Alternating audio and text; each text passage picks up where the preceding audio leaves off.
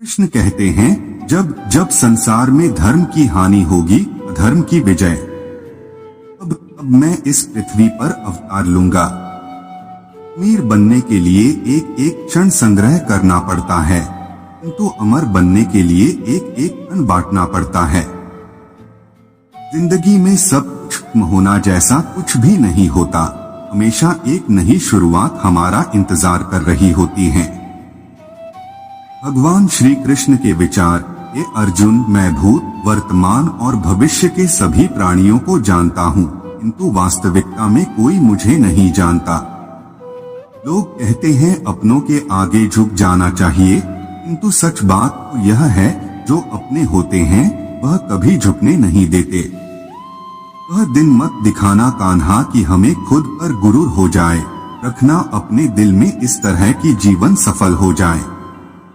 वह जो सभी इच्छाएं त्याग देता है, मैं और मेरा की लालसा तथा भावना से मुक्त हो जाता है, से शांति प्राप्त होती है। हमेशा छोटी छोटी गलतियों से बचने की कोशिश किया करो, क्योंकि इंसान पहाड़ों से नहीं पत्थरों से ठोकर खाता है। शांति से भी दुखों का अंत हो जाता है और शांत चित्त मनुष्य की बुद्धि शीघ्र ही स्थिर होकर परमात्मा से युक्त हो जाती है। अपनी पीड़ा के लिए संसार को दोष मत दो, अपने मन को समझाओ, तुम्हारे मन का परिवर्तन ही तुम्हारे दुखों का अंत है।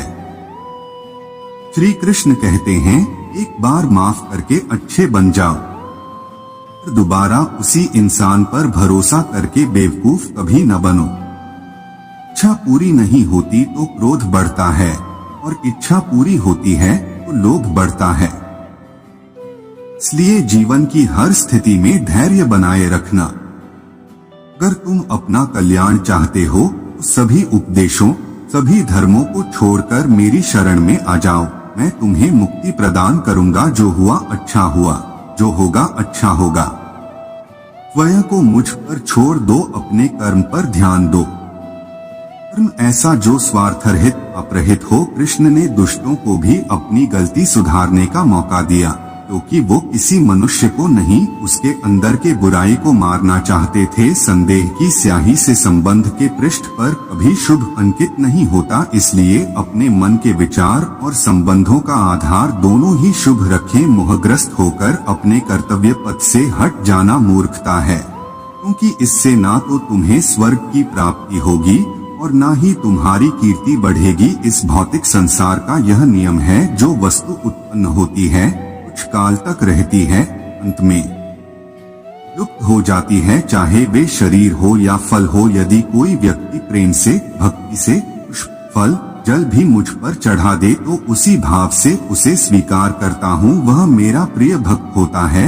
उससे मत डरो जो वास्तविक नहीं है, ना कभी था ना कभी होगा।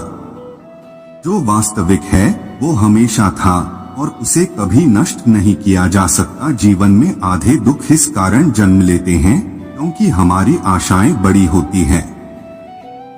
इन आशाओं का त्याग करके देखो, जीवन में सुख ही सुख है। अपने परम भक्तों जो हमेशा मेरा स्मरण या एकचित्त मन से मेरा पूजन करते हैं, मैं व्यक्तिगत रूप से उनके कल्याण का उत्तरदायित्व लेता हूँ। जन्म लेने वाले के लिए मृत्यु उतनी ही निश्चित है जितना कि मृत होने वाले के लिए जन्म लेना।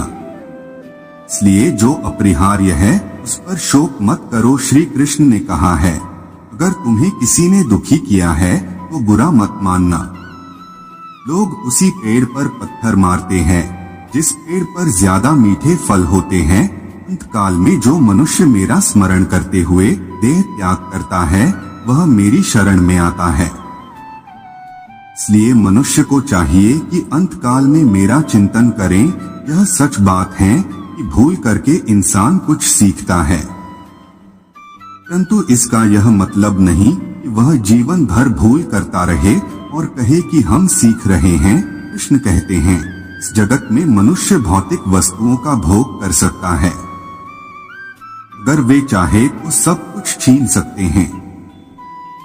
मनुष्य कुछ भी नहीं कर सकता।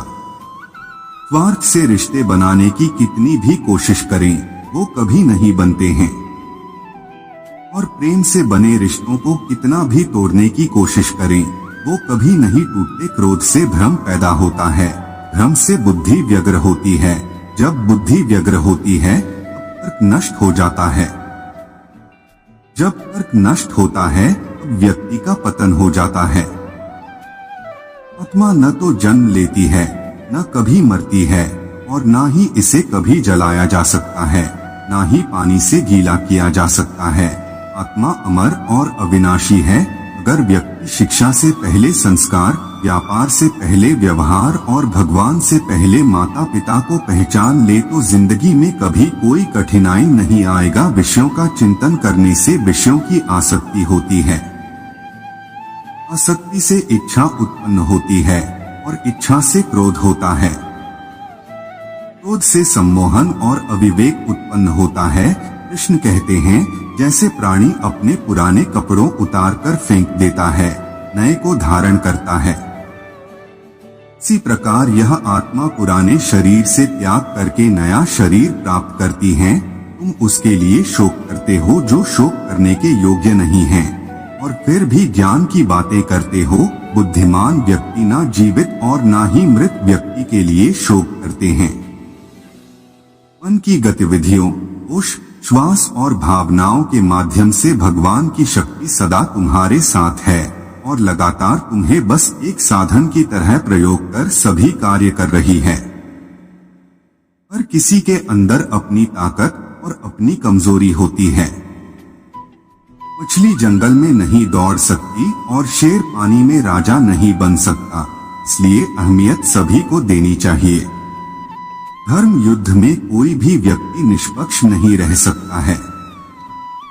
धर्म युद्ध में जो व्यक्ति धर्म के साथ नहीं खड़ा है, इसका मतलब है वह अधर्म का साथ दे रहा है, वह अधर्म के साथ खड़ा है।